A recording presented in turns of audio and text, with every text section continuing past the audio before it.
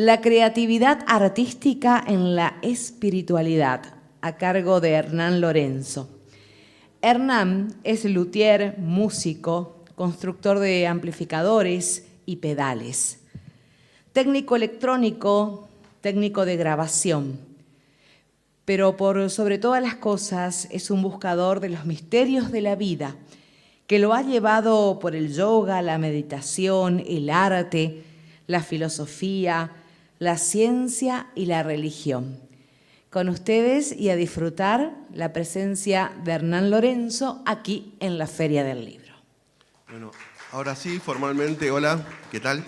Si quieren acercarse un poquito, así compartimos un poco más.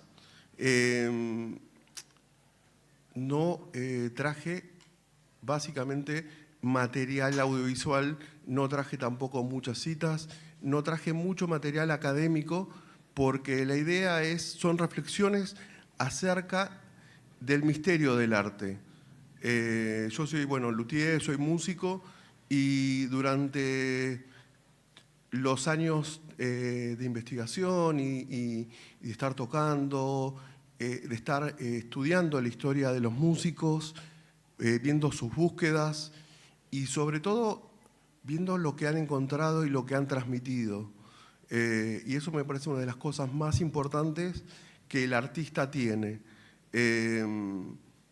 Toda cultura, todos nosotros somos hijos de una cultura. Nacemos en un momento particular, tenemos distintas creencias y sobre eso construimos nuestra realidad. Pero más allá de lo que nosotros entendemos por realidad, hay una realidad subyacente, hay una verdad que más allá de toda representación, ya sea por medio de la ciencia, por medio del arte y por medio de la ciencia, hay algo más. El ser humano tiene un nivel de profundidad en el cual nosotros, como seres conscientes, no estamos acostumbrados a compartir esos niveles profundos a los cuales algunos artistas, algunos científicos y algunos religiosos y las personas sensibles logran de alguna forma acercarse a esos estados. Vamos a hablar sobre eso, sobre esos estados, sobre la búsqueda que todas las culturas, todas las civilizaciones, vamos a hablar de lenguajes, vamos a hablar de un lenguaje previo al lenguaje académico, previo al lenguaje religioso y previo al lenguaje cotidiano. O sea, si uno ve en el eje de tiempo lo que son las búsquedas, lo que es el arte, o sea, si uno rastrea los primeros artistas, rastrea las primeras religiones, los primeros atisbos de ciencia, nos vamos a las culturas nativas, en donde naturalmente el dios era el trueno, donde la naturaleza era lo que gobernaba y sobre todo era lo que imponía un miedo y un respeto. Sobre eso hubo toda una construcción de lo que entendemos por Dios divino, ángeles y demonios. Y eso se ha representado en todas las distintas culturas. Más allá de eso, que es nuestra experiencia, hubieron otros grados de experiencias y otros grados de profundidad. O sea, nosotros podemos ver, tocar y estamos condicionados por nuestros 5 sentidos. Pero el ser humano trasciende esos 5 sentidos, o por lo menos algunos humanos trascienden esos 5 sentidos y permean a una realidad mayor, a una realidad mucho más espiritual, o si se quiere, distintos grados de realidad. ¿Cómo es esto? O sea, cuando uno empieza a tocar un instrumento, copia. Cuando uno empieza a leer, empieza a decodificar símbolos, empieza a tener un lenguaje. Los primeros artistas fueron naturalmente los primeros que empezaron con un hueso, con un palo, a básicamente hacer percusión, a hacer sus danzas, y generalmente estos músicos eran sacerdotes. La música tiene un origen divino, tiene un origen sacerdotal, y en este hecho podemos decir que la música para este momento es la cumbia, el rock, la música clásica, la música un poco más académica.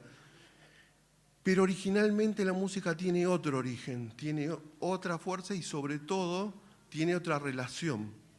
O sea, no es la diversión, no es la música que ponemos mientras podemos hacer cualquier otra cosa, sino que la música básicamente es un hecho y una experiencia divina. Y sobre ese eje vamos a ir trabajando. Por ejemplo, se han encontrado en ruinas distintos elementos de percusión, distintos flautas, algunos tipos de violines, ocarinas, instrumentos que estamos hablando de previa a lo que conocemos, por lo menos en la ciencia, de lo que es el lenguaje escrito y sobre todo lo que no se puede saber porque no se sabe qué tipo de lenguaje tenían. Pero estamos hablando de que ese lenguaje musical estaba previo a lo que conocemos por historia. Estamos hablando de la prehistoria, estamos hablando de momentos en los cuales la humanidad todavía solo tenía aparentemente un tipo de relación artística, tal vez con lo divino, no lo sabemos, estamos especulando. Cuando empieza a aparecer los primeros escritos, las primeras narraciones, siempre fueron poéticas, siempre fueron cuentos, siempre hubieron verdades revestidas de mitos, de alegorías, de tener un lenguaje por debajo del lenguaje. Generalmente casi todas las culturas tenemos una religión imperante. Hubieron diferentes épocas en la humanidad en donde unos imperios u otros han gobernado con sus propias religiones. Entonces, si uno ve en el eje de tiempo de lo que podemos acordar por civilización, tenemos distintas culturas, distintas religiones que han ido como marco o gobernando, por decirlo de alguna forma, distintas épocas. Pero más allá de eso hay un trasunto, hay un sustrato que se puede llamar una verdad, un hecho. Las personas nos relacionamos con el misterio y sobre todo ese misterio es el que ha movido la necesidad como una fuerza mayor, como, si se quiere, como llamaban los griegos aleros, ese amor divino, esa fuerza de la naturaleza, esa unión. Los tibetanos a eso le llaman Fohat, que es la electricidad divina que aglutina todas las fuerzas de la naturaleza. Y ahí empezamos a ver que hay culturas que tienen otros niveles de realidad, otros niveles de profundidad. O sea, por ejemplo, la religión cristiana siempre habla de una trinidad, ¿no? Un Padre, un Hijo y un Espíritu Santo. En el ser humano eso se representa como un espíritu, como un alma y un cuerpo. Otras culturas le han metido la mente y otras culturas le han metido un alma intermedia. Entonces, lo que entendemos por ser humano depende de la cultura. Pero cada uno experimenta con su propia naturaleza, con su propio cuerpo, con su propia alma. La persona que está viviendo desde los sentidos dice siento. La persona que está percibiendo la realidad, interactuando, dice yo pienso. Y las personas que están a un nivel de profundidad más en la naturaleza, encuentran y nos traen como este regalo, ¿no? Que dicen que soy, simplemente soy, yo soy. Y en ese yo soy, en ese reconocimiento de que uno es y se autopercibe, ya hay una reflexión. Y eso no es historia, eso no es cultura. O de última, si es cultura, es la cultura que cada uno va nucleando. Cada uno nuclea una cantidad de conocimiento, una cantidad de sabiduría, no sé si llamarlo sabiduría, pero cada uno de la realidad va armando distintos paquetitos. Y ahí arma su cosmovisión. Y esta palabra creo que hay que ponerla grande, después de editarla y ponerla grande, que es cosmovisión. La visión que yo entiendo de realidad, lo que yo entiendo que es la realidad. Y eso es muy importante y es muy trascendente, porque cada artista tiene su propia visión. La ciencia tiene otra visión de la realidad y el religioso tiene otra. Me metí en un tema muy complejo y un tema del cual me parece que da para hacer pequeñas aclaraciones, porque yo tampoco lo tengo claro. Todo lo que estoy leyendo, gran parte es, como quien dice, agarrado de los libros, agarrado de las experiencias, pero también como soy un ser que tiene distintos niveles de experimentación, yo en el arte, en el amor, en la filosofía, en la religión y en la música, siento distintos niveles de unión. Y en esos momentos no soy ni pasado cultural, ni pasado religioso, ni pasado familiar, ni nada. Soy. Y en esos momentos yo siento un nivel de unión, o digamos, de dicha, de felicidad, de trascendencia. Me gusta ser músico porque siento que me comunico desde otros niveles. Mi profesión es ser luthier y hago estas guitarras. Esta guitarra nunca se olvidó que es un pedazo de madera. Nunca. Y como madera sigue interactuando con la humedad, con el clima, con la temperatura, con mi transpiración, con mi trato y con mi destrato. Pero este es mi instrumento. Si, por ejemplo, podemos hablar de espíritu, alma, cuerpo, mente, el músico tendría su instrumento como un vehículo más de expresión. Y esto es para mí el otro cuerpo, es una extensión de mi brazo. De hecho, lo cuido tanto o más que a mí. Y es una cosa muy increíble como a veces uno no se da cuenta del estado del instrumento, del estado de las cuerdas, no se da cuenta de que hay que limpiarse las manos, que las cuerdas se convierten, cuando se oxidan, se convierten en limas, literalmente se convierten en limas. Y esta metáfora que estoy haciendo, porque estoy haciendo una metáfora, es que este instrumento soy yo. Y tengo que cuidarlo, tengo que ponerlo a punto, o sea, el luthier también tiene que comer, así que traigan sus instrumentos a Fénix Luthier. Pero si yo dejo el instrumento, qué bonita que es. Si yo dejo el instrumento soy yo. Y yo tendría que hacer lo mismo que hago con mis cosas más queridas. Tengo que aprender a quererme, y a valorarme en otros niveles. Y investigar quién soy. Y yo creo que acá es una de las cosas tal vez más importantes que uno tiene que indagar en sus estímulos más internos, como artistas, como personas de ciencia, como personas de fe, como personas que están paradas en la tierra,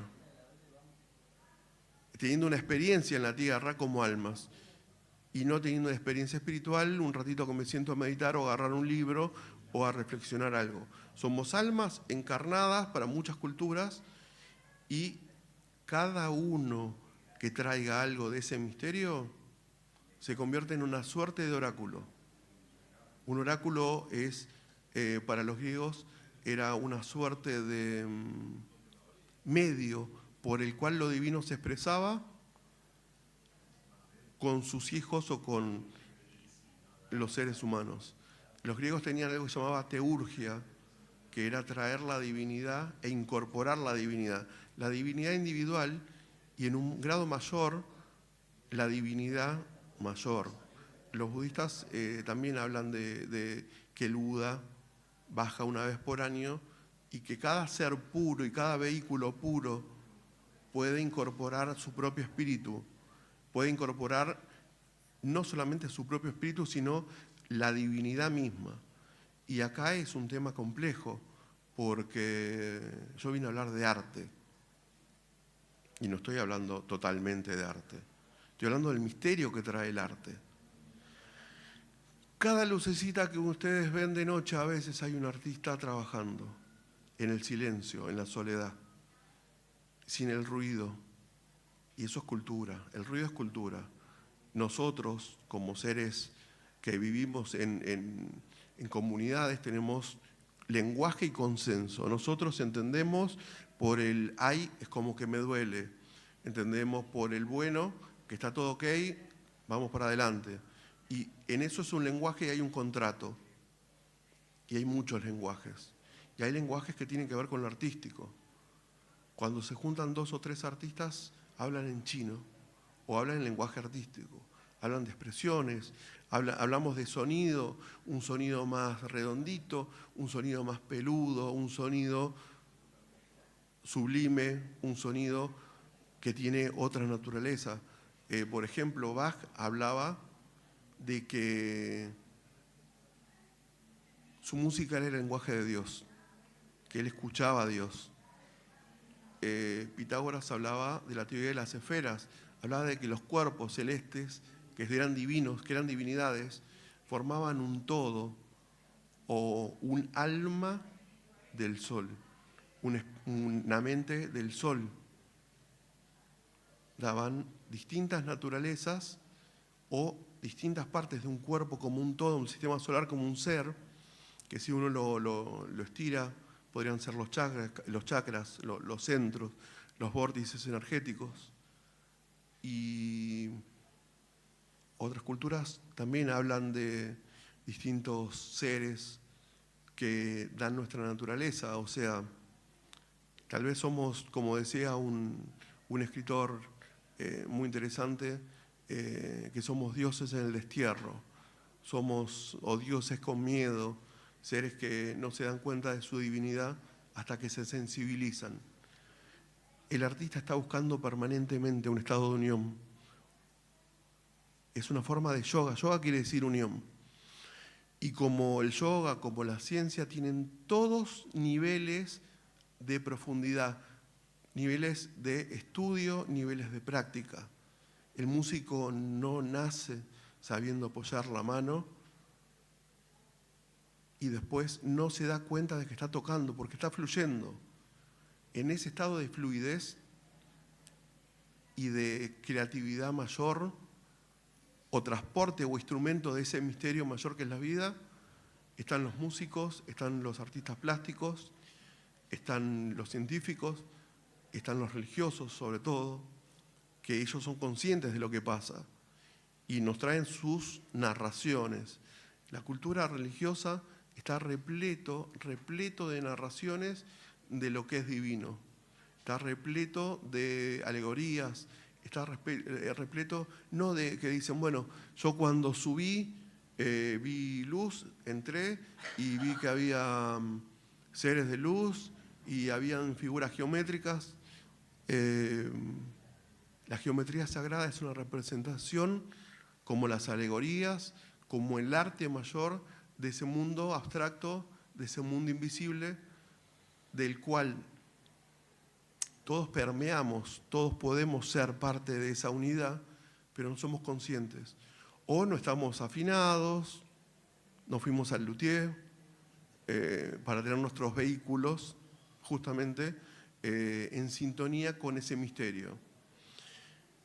Por ejemplo, Einstein, la teoría de la relatividad, que no era una teoría, primero era simplemente un postulado, hace muy poquito se corroboró. Hace muy poquito, estamos hablando de que pasaron muchos años, pasan muchas décadas, pasan centenas de años, siglos, a veces con una teoría hasta que la humanidad lo corrobora. Pero siempre hubo un preclaro, hubo una persona que tuvo la sensibilidad interna para traer un poco del misterio, un poco de lo divino. Y para mí esos son hitos que hacen creativamente evolucionar a la humanidad, que nos hacen despertar, que nos traen otros lenguajes. Por ejemplo, los artistas representamos emociones, experiencias, y eso tratamos de reproducirlo, de reproducir ese estado de unión. Pero para eso hay que pasar un círculo de tiempo que tiene que ver con la mente, que va al recuerdo, que va al pasado, va a lo que escuché. Yo toco las figuras que toqué, yo repito los libros que leí. Los científicos siguen las líneas de otros científicos y en eso se va construyendo una cultura. Pero aparentemente lo que narran los yogis, lo que narran los místicos, los que narran algunos artistas, que están sumidos, están absortos en su propia cultura, en su propio lenguaje, y hacen una representación, una bajada. Ahora, cuando el artista sin cultura, sin libros, sin pasado, representa los mismos gráficos, cuando culturas que por tiempo están totalmente inconexas, porque no existían barcos, no existían nada, tienen los mismos jeroglíficos, los mismos símbolos, las mismas metáforas, casi hasta los mismos nombres. La historia de Jesús se representa en un montón de culturas. ¿Estaremos hablando de que hay un lenguaje mayor? ¿Un lenguaje en el cual la mente codifica lo que puede? ¿Estaremos en un de tiempo y espacio diferente? La verdad que no lo sé. Es el misterio de que cada semilla trae una idea, de ahí nace una historia, nace un árbol, ese árbol carga información y de esa información surgen otros bosques y siempre va a seguir siendo el mismo roble, el mismo paraíso que se representa de semilla en semilla. Cada semilla universal, cada día y noche de Brahma, como dicen los hindúes, son lo que hoy por hoy la ciencia está hablando de que hay universos que no tendrían que estar ahí, porque aparentemente todo tiene un tiempo de 18.000 billones o trillones, no me acuerdo, no traje citas porque no quería distorsionar lo que estoy hablando con imágenes, porque la imagen obviamente nos remite en cosas.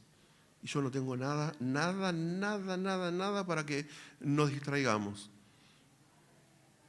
La semilla trae una planta.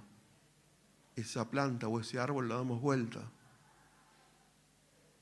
Y eso es uno de los símbolos mayores de la Cábala, el árbol de la vida.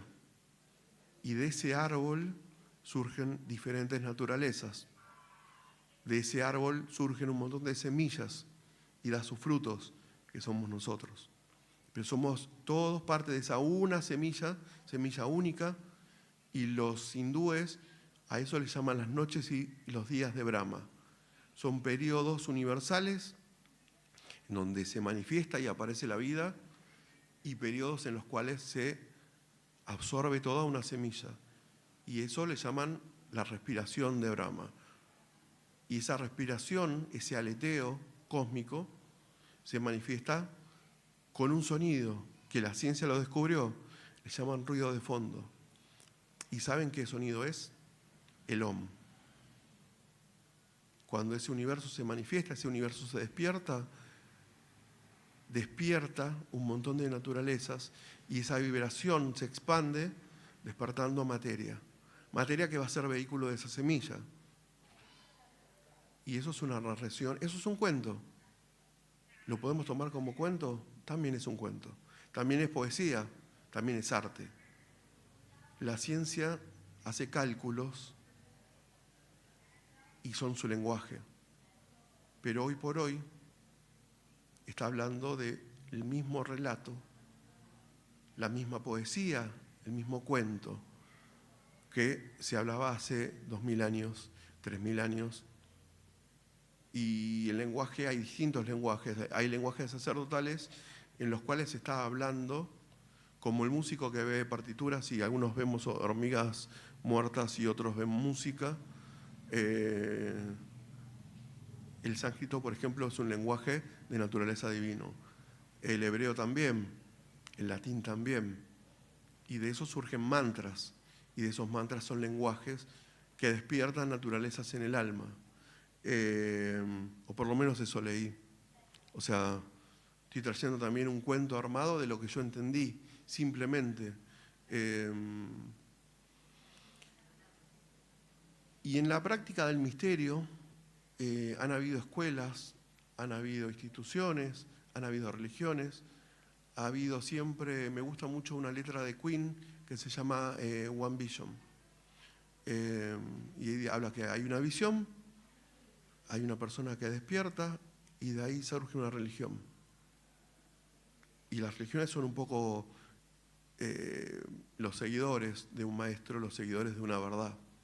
O un club de fan de alguna forma también, un artista que trae una historia. Acá viene la parte práctica, la parte interesante, que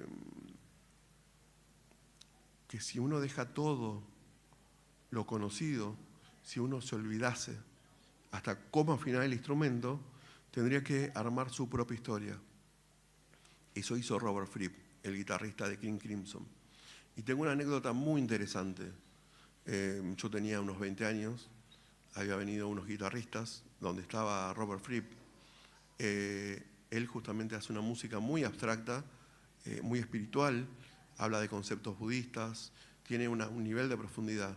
Y había una par repleto de rockeros metaleros que iban a escuchar el biribiri rockero, y él se plantó con toda una cosa cósmica, un sonido espacial increíble. Obviamente muchos no le han gustado. Y yo me acuerdo al otro día, el día anterior, que él, yo estaba en la puerta del hotel para sacarme una foto, para tener un contacto, verlo de verdad, humanizarlo. Y el mono venía absorto, dando su vuelta por la ciudad, tratando de tomar el ánima, tomar las musas, embeberse del espíritu del lugar y después plasmarlo en su música. Obviamente no me dio ni 5 de bolilla. ¿Por qué? Porque estaba sumido en un estado meditativo. Tenía sus ojos puestos en la nada y iba caminando. Y no me voy a olvidar nunca más eso. Para mí fue como un desaire en el momento, pibe de 20 años, ignorante de lo que le estaba pasando a este hombre tan particular, tan afásico. Años después, encuentro una nota que él hacía eso. Él lo que hacía básicamente era tratar de conectarse con el espíritu del lugar y después plasmarlo. Pero yo no lo entendí, yo no lo sabía. Y eso nos pasa con el arte, nos pasa con la ciencia, nos pasa con la vida. Hacemos un montón de cosas sin saber lo que siente el otro, lo que piensa el otro, y sin dejar de mediar con nuestras emociones. Ahora, si por un ratito estoy tan tapado que no puedo ni hablar de mis emociones, no puedo escuchar las otras emociones, si por un ratito me doy un paso para atrás, mi volumen baja y mis emociones también. Me voy a calmar un poco. Y mi mente también. Y si yo cada vez que me presento, cada vez que leo un libro, cada vez que me relaciono con el otro, pienso que el otro me puede dar algo que me haga crecer, o yo puedo participar en una comunión de retroalimentación humana, divina, y si veo en el otro, como dicen los hindúes, namaste, no quiere decir no quiero más té, no, quiere decir que saludo al ser interno del otro, saludo al espíritu del otro. Y ver el otro es ver una parte de lo divino. Y si yo me corro de mi personalidad y dejo que se exprese lo divino, estoy corriéndome del tiempo pasado y estoy acá. Y en vez de proyectar en el futuro como miedos, estoy acá. Y si estoy acá y hago silencio, tal vez el misterio, como la naturaleza aborrece el espacio, aborrece el vacío, voy a empezar a ser permeable a otras naturalezas. A otras naturalezas que me conforman, de las cuales yo no tengo, como Robert Fripp, para mí me hizo un desaire. Yo no estoy escuchando a mi alma, que la tengo permanentemente bombeando luz y no me muero, a mi espíritu bombeando luz y no me muero. Y los hindúes dicen que no hay que despertar los chakras, hay que alinearlos. Si un chakra se me muere o no está despierto, yo me muero. Y por cada uno de esos chakras pasan esos fuegos, esas luces de estos planetas que hablaba Pitágoras, que en ese danzar, en esa sinfonía universal, van trenzando luz y van entrando por mi columna, van entrando por toda mi naturaleza. Si yo por un rato busco el momento de buscar el misterio, buscar el silencio, buscar el arte mismo de la vida, voy a empezar a tener otra música, voy a ser vehículo de otra música.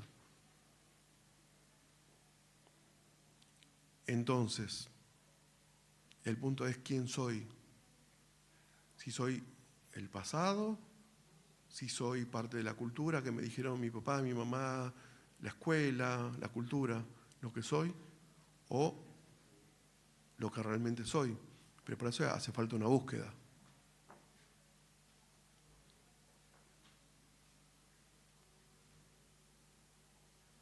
Bueno, para ir cerrando, voy a tocar una pequeña canción. Ahora cierro. No.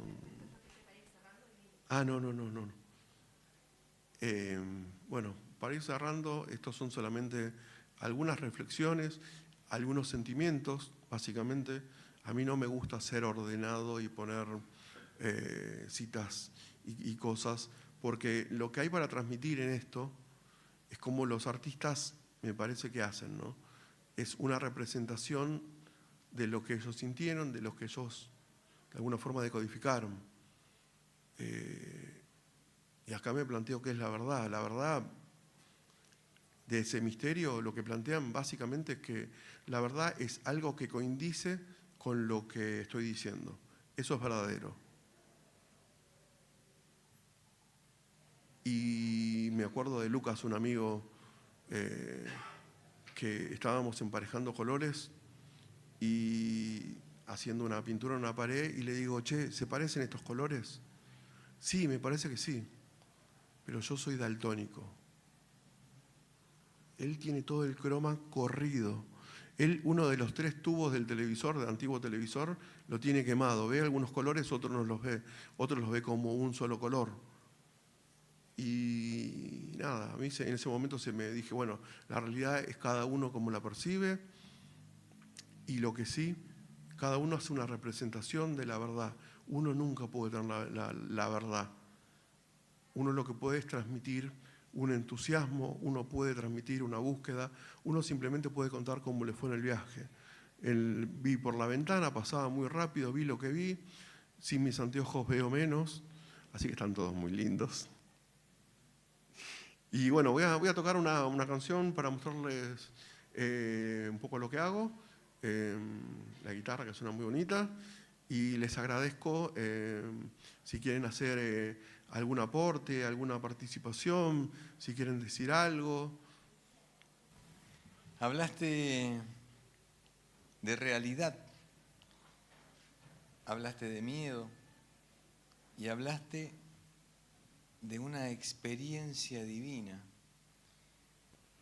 Me dejaste mucho material para reflexionar sobre nuestra realidad, que es cómo podemos vivenciar el arte, cómo eliminar ese miedo, o llamémosle de la manera que podamos, pero hay algo que no nos permite que esa realidad que vos dijiste, esa realidad una, esa vida una, que trata de manifestarse a través del arte, del arte a través de ese bello instrumento que trajiste y en cada uno de nosotros a través del instrumento que somos, del luthier o luthier que tratamos de ser cada uno.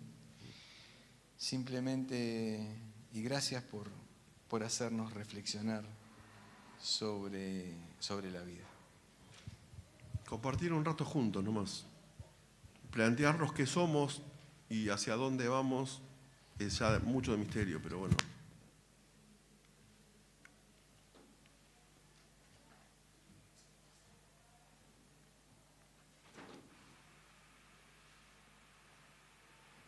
Voy a tener una sola cita de María Reich y dice: la creación artística es un impulso que nace de lo más profundo del espíritu del ser humano, un diálogo con el misterio del universo, un acto de comunión con lo divino.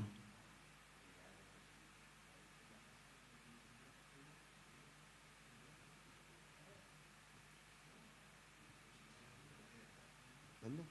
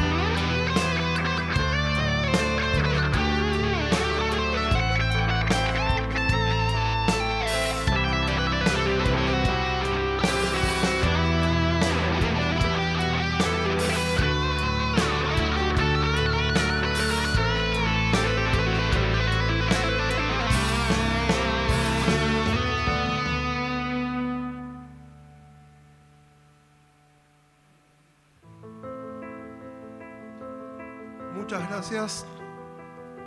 Bueno, gracias por compartir reflexiones, ideas, emociones y bueno, ojalá no hayan perdido el tiempo. Bueno, lo despedimos con un fuerte aplauso. Muchas gracias, Hernán Lorenzo, por lo compartido.